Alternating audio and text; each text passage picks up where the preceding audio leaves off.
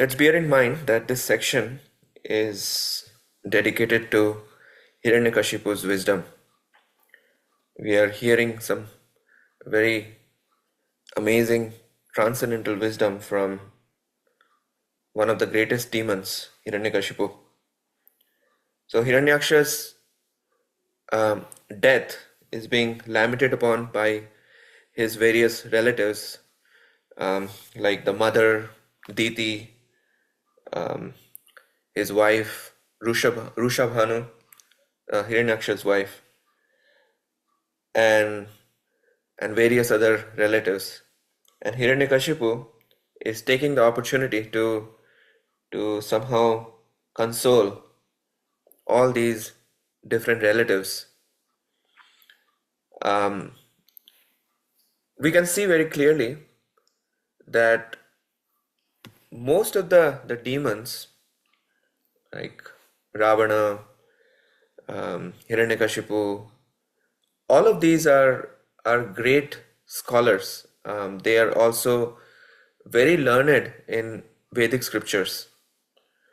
This shows that just knowing the various philosophies, knowing how the world operates is not good enough.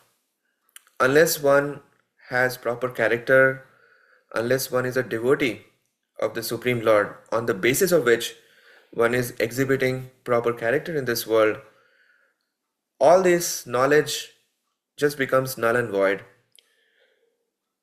In spite of the fact that Hiranyakashipu speaks very eloquently in this section, just beginning the next chapter, he acts exactly opposite of what he is preaching to his relatives, and that is what um, is the basic symptom of a demon, that their words, their thinking process are completely misaligned with what they actually do, because they are completely overpowered by their uncontrolled senses. So here Hiranyakashipu gives four reasons why one should not lament. Very interestingly, Krishna also started Bhagavad Gita speaking to Arjuna that Ashochan Anvashocastvam Pragya Badansha Bhashishde Gata Sunagata Sunsha Nanu Shochanti Panditaha. That those who are Pandit, those who are really learned, they neither lament for the living nor for the dead, understanding that we are all fundamentally spirit souls.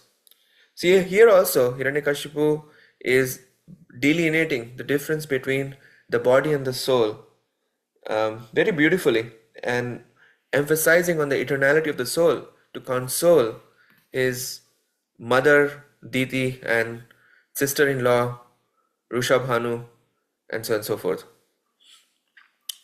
Now, um, the four reasons that Hiranyakashipu gives are as follows at a high level.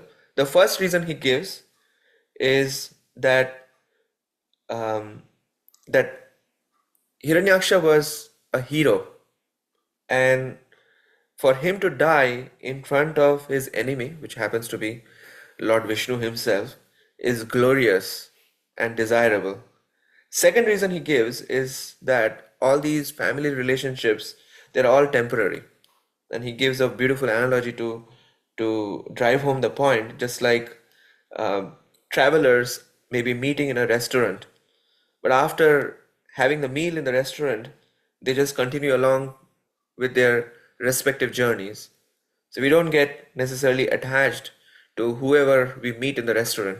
So similarly, all these family relationships, they are just like meeting people in a restaurant for a very short duration of time. And therefore, there is no reason to just lament for their departure. And third reason he gives is that the soul is always aloof from matter, and therefore whatever interactions we find, they are all on the basis of um, or the different experiences, that one get, they are all on the basis of the body. But the soul is always aloof from that body. And the fourth reason is that the illusion is making us think that the movements of the soul and the sufferings, they are real, but they are not really real. So in this way, four reasons he gives, and then after that he emphasizes on how the eternal pure soul becomes conditioned. So that's what this section is all about. So let's go one by one. The first reason he gives is that you should not lament for the death of the great hero, for a hero's death in front of his enemy is glorious and desirable. Um, and then in the 21st verse, he says that just like in a restaurant, different people are meeting together for the time being, similarly, living entities join together in a family, and later, as a result of their own action, they are led apart to their destination.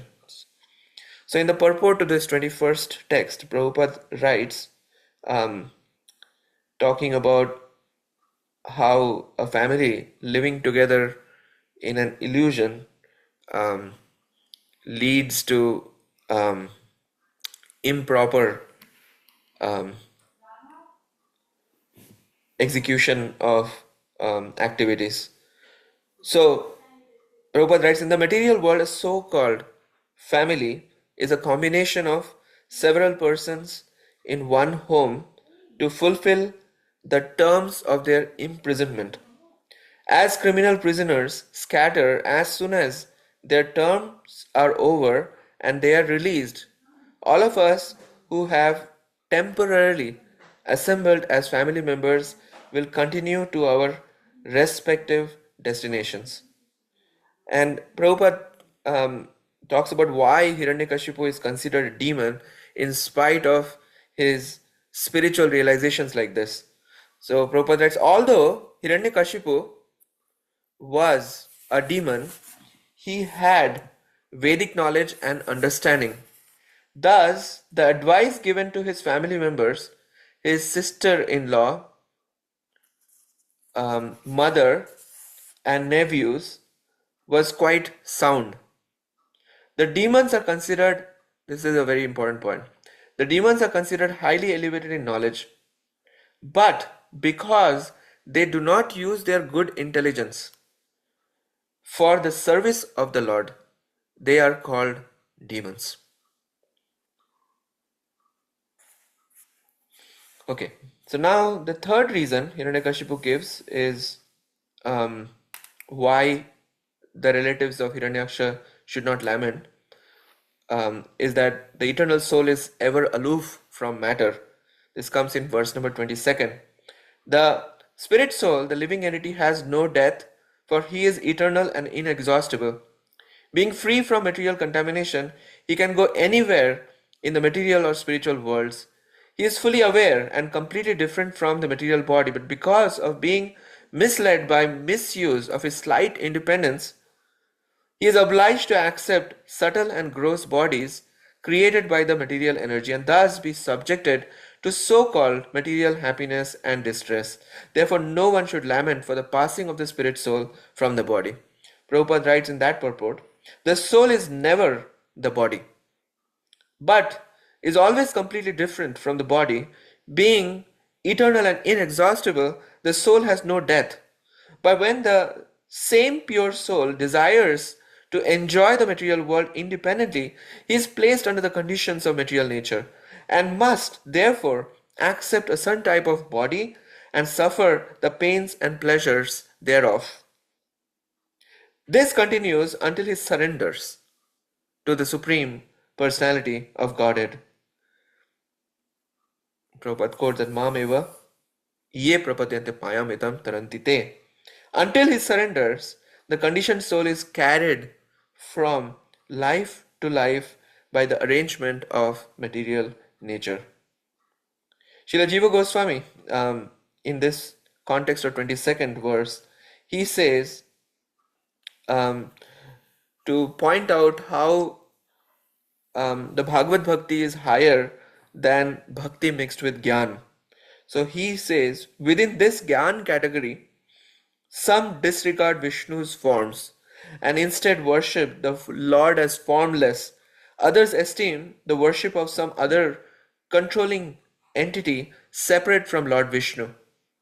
So Jiva Goswami is explaining that while Hiranyakashipu is praising the, or while Hiranyakashipu's Brahma Gyan um, is sort of, you can say, commendable, but he is describing a formless Lord who is not Vishnu. His prayers to Lord Brahma when he is performing his tapasya indicate his belief in a controlling deity who is not Lord Vishnu. And therefore, Hiranyakashipu is condemned ultimately because he thinks Lord Vishnu is simply a demigod. So this is where his knowledge falls apart, and this is what is being pointed by Jiva Goswami.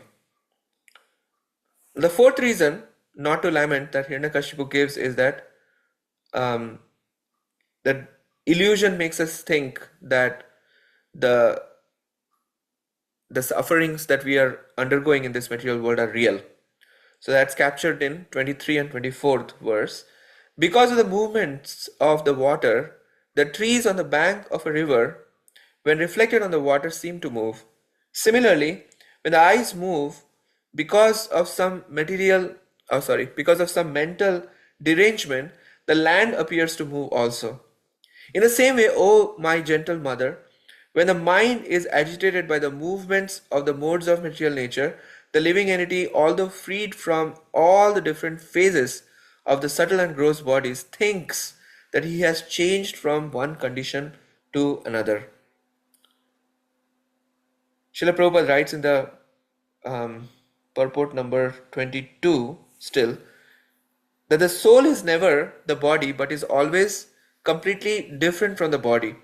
Being eternal and inexhaustible, the soul has no death, but when the same pure soul desires to enjoy the material world independently, he is placed under the conditions of material nature and must therefore accept a certain type of body and suffer the pains and pleasures thereof. And in 24th purport, he writes, one should therefore understand the fixed position of the spirit soul and how he is carried away by the waves of material nature to different bodies and different situations under hankering and lamentation. One achieves the success of life when he understands the constitutional position of his self and is undisturbed by the conditions created by material nature. Prabhupada cites 10.84.13, where he compares all these great leaders like scientists and philosophers to cows and asses. That comparison is given in Srimad Bhagavatam, and pointing out that their bodily consciousness ranks them lower than the demons like Hiranyakashipu. Okay, next we can just look at Vishwanath Chakravarti Thakur's rendition of 24 through 26, where Vishwanath Chakravarti Thakur is pointing out how pure soul becomes conditioned.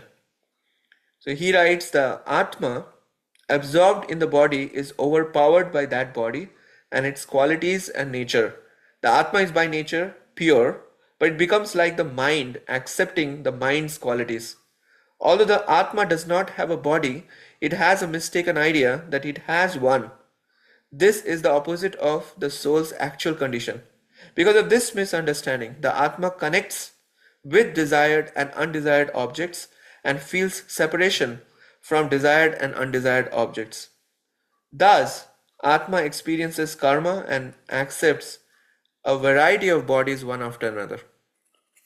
So this is what is also kind of termed as sansar in 25 and 26, like how the conditioned soul um, in this way situated must take birth in different species and work in various types of consciousness, thus creating new bodies.